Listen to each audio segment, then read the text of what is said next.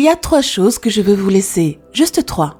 Je pourrais en faire 10, je pourrais faire un cours de vie entier, mais juste ces 3 choses vous apporteront beaucoup si vous les permettez. D'abord, et avant tout, savoir qui vous êtes. Être capable de répondre à cette question. Qui suis-je ? Qu'est-ce que je veux ? À la question « Qui suis-je vraiment ?», ma réponse est « Je suis l'enfant de Dieu ». Je suis ce qui est né de tout ce qui est. Je suis, comme l'a dit Pierre Schaden, un être spirituel ayant une expérience humaine, venu poursuivre le souffle des ancêtres, mais en suivant le souffle des anges. Et en comprenant que parce que je suis connecté à la source de tout ce qui est, tout ce qui est possible pour moi.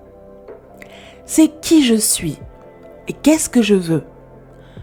Je ne veux pas simplement réussir dans le monde, je ne veux pas simplement laisser une marque ou laisser un héritage.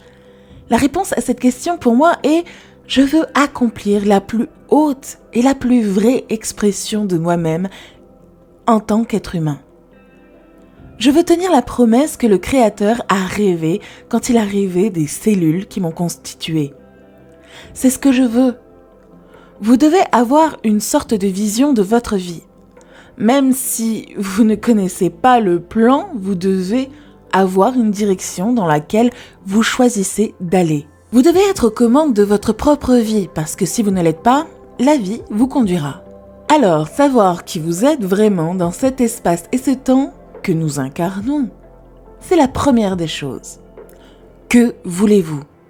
Qui êtes-vous ? Numéro 2, vous devez trouver un moyen de servir. Martin Luther King a dit que tout le monde ne peut pas être célèbre, mais tout le monde peut être génial. Parce que la grandeur est déterminée par le service. Maintenant, nous vivons dans un monde où tout le monde veut être célèbre et où nous admirons les gens pour le simple fait qu'ils soient célèbres. Nous pensons qu'être connus nous apporte de la valeur. La vérité est que tout cela s'estompera avec le temps. La vérité est que le service et l'importance que vous apportez à votre service est la seule chose qui a un sens. Quelle que soit votre profession, votre travail, votre talent ou votre don. Nos lauréats obtiennent aujourd'hui des diplômes de doctorat dans des domaines apparemment opposés, le VIH-Sida ou la communication. Mais ce qu'ils ont en commun, c'est le service. Utilisant la communication au service de la communauté et du monde. En utilisant vos connaissances et vos informations sur le VIH-Sida et la médecine au service du monde. Si vous regardez toutes les personnes les plus prospères du monde, qu'elles le sachent ou non, elles ont ce paradigme de service. Tout le monde parle de Mark Zuckerberg et Facebook. Le service, Jay-Z et le rap, le service. Pendant de nombreuses années, j'étais vraiment heureuse d'être à la télé et les gens s'arrêtaient et disaient « Oh, tu passes à la télé ? Ouais, je suis à la télé. » J'aime être à la télévision. C'est un bon travail et c'était à peu près au moment où j'ai reçu mon doctorat honorifique de Spelman en 1993. Donc, je ne sais pas si cela avait quelque chose à voir avec cela. Mais je me considérais comme Dr. Winfrey. Je suis revenue et j'ai longuement regardé ce que je faisais à la télévision. Et j'ai décidé que je n'allais plus être uniquement à la télévision, mais que j'allais utiliser la télévision comme une plateforme, comme une force pour de bon et ne pas être utilisée par la télévision. Et je vais vous dire, ma décision de faire ce changement significatif dans la façon dont j'ai opéré à la télévision en utilisant la télévision en tant que service a changé ma carrière de façon exponentielle. Service par la médecine. Service par l'art en utilisant tout ce que vous produisez. Utilisez votre produit comme un moyen de redonner au monde. Lorsque vous changez le paradigme de tout ce que vous choisissez de faire pour le service et que vous apportez une importance à cela, le succès, je vous promets, vous suivra. Le service et l'importance est égal au succès. C'est le numéro 2. Numéro 3. C'est si simple mais si difficile à faire. Toujours faire ce qu'il faut. Soyez excellent.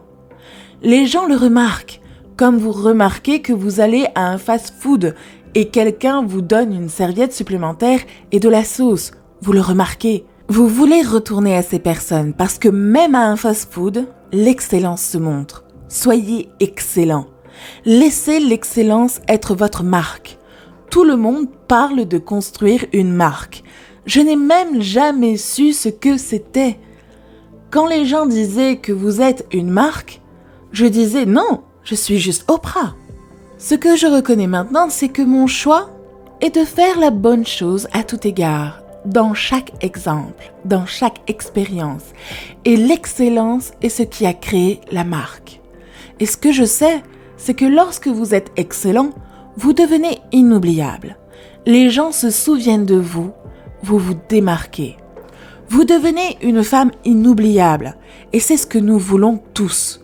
Nous voulons être inoubliables et non oubliables. Alors, faites la bonne chose.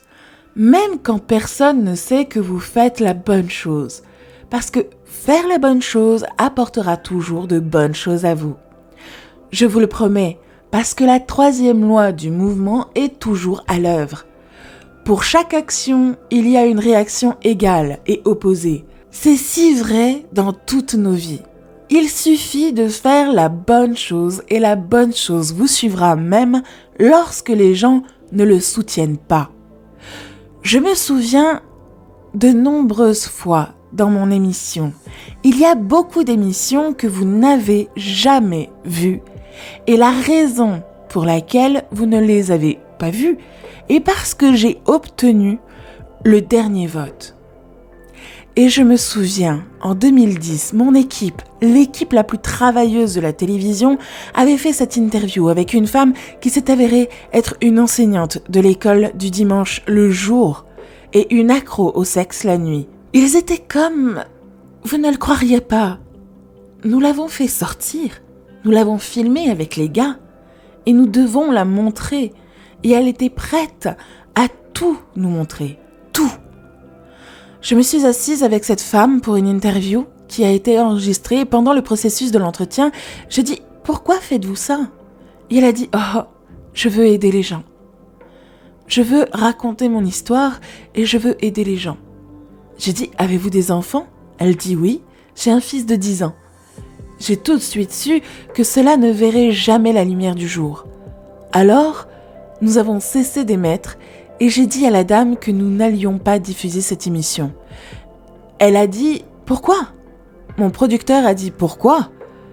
Elle savait qu'elle était filmée. Elle savait ce qu'elle disait. Elle sait ce que vous êtes. J'ai dit « Parce que son fils ne s'en remettra jamais. Son fils ne s'en remettra jamais et ça ne vaut pas la peine pour moi. » Il y a un garçon de 10 ans qui sera détruit parce que sa mère est allée à l'émission d'Oprah Winfrey et a raconté à tous ses affaires. Faites ce qu'il faut, même lorsque les autres pensent que ce n'est peut-être pas le cas. Et souvent, lorsque vous prenez une décision, faire la bonne chose immédiatement. Vous êtes parfois confronté au doute. Était-ce la bonne chose à faire ? Était-ce la bonne décision ? Je ne sais pas. Vous savez toujours que c'est la bonne chose quand à la fin, il y a la paix. Vous êtes récompensé par la paix en sachant que vous avez fait la bonne chose. Merci d'avoir regardé cette vidéo. Si vous avez aimé, n'hésitez pas à la liker et nous dire ce que vous en pensez dans les commentaires. Abonnez-vous et à très bientôt sur Espace Motivation.